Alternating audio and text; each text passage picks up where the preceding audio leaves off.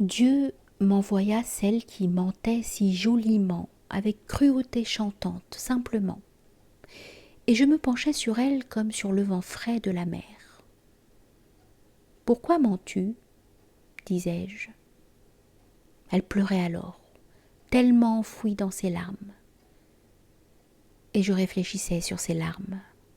« Elle pleure, me disais-je. Elle pleure de ne pas être crue quand elle ment. Car il n'est point pour moi comédie de la part des hommes. J'ignore le sens de la comédie.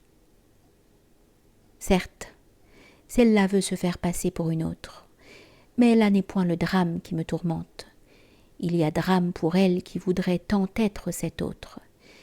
Et la vertu, je l'ai vue respectée bien plus souvent par celles qui la feignent que par celles-là qui l'exercent et sont vertueuses comme elles sont laides. Tellement désireuses, les autres, d'être vertueuses et d'être aimées, mais ne sachant point se dominer, ou plutôt dominées par les autres, et toujours en révolte contre, et mentant pour être belles. Les raisons qui jouent sur les mots ne sont jamais les raisons véritables. Et c'est pourquoi je ne leur reprocherai rien, sinon de s'exprimer tout de travers.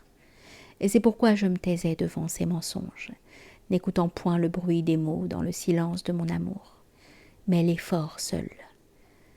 Ce travail du renard pris au piège qui se débat contre le piège, ou de l'oiseau qui s'ensanglante à sa volière. Et je me tournais vers Dieu pour lui dire: pourquoi ne lui as-tu point appris à parler un langage communicable ?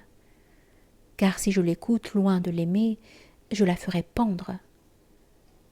Et cependant il est du pathétique en elle, et elle s'ensanglante les ailes dans la nuit de son cœur, et elle a peur de moi comme ces jeunes renards, des sables auxquels je tendais des morceaux de viande, et qui tremblaient, mordaient, et m'arrachaient la viande pour l'emporter dans leur tanière. « Seigneur, me disait-elle, ils ne savent point que je suis pure. » Certes, je savais bien le remue-ménage qu'elle faisait dans ma maison. Et cependant je me sentais clouée au cœur par la cruauté de Dieu. Aidez-la à pleurer, versez-lui des larmes, qu'elle soit fatiguée d'elle-même contre mon épaule. Il n'est point en elle de lassitude,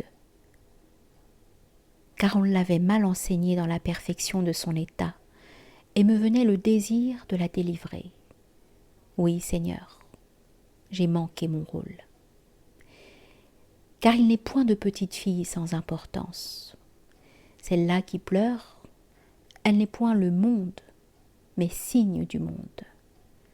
Et l'angoisse lui vienne de ne point devenir, mais toute brûlée, dilapidée, enfumée, naufragée dans un fleuve en route et impossible à retenir. Moi je viens, et je suis votre terre et votre étable et votre signification. Je suis la grande convention du langage, et maison, et cadre, et armature. Écoutez-moi d'abord, lui dis-je. Elle aussi est à recevoir, et ainsi les enfants des hommes, et ceux surtout qui ne savent point qu'ils peuvent savoir. Car je veux vous guider de la main vers vous-même. Je suis la bonne saison des hommes.